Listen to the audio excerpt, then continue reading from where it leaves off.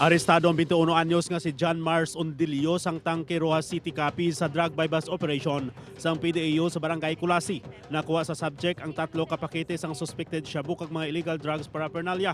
Sa inisyal nga investigasyon sang otoridad ginako ni Ondilio ang pagduso sang shabu dala sang kapigaduhon subong nga may krisis. Kasuhan ini sa paglapas sang Comprehensive Dangerous Drugs Act of 2002.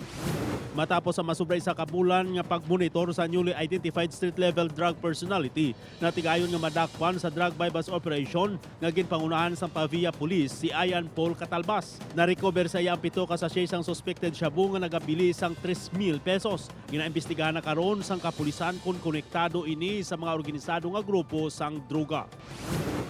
Pilason ang lalaki nga ini matapos nakabunggo ang ginamaniho nga motorsiklo sa nakapark nga truck sa poblasyon Kalibo, Aklan. Ginkilala ang biktima kay Joseph Exor Salazar sa New Busuang, Kalibo, Aklan. Ginkilala naman ang truck driver kay Jovel Payas ang Santiago, Barotac Viejo.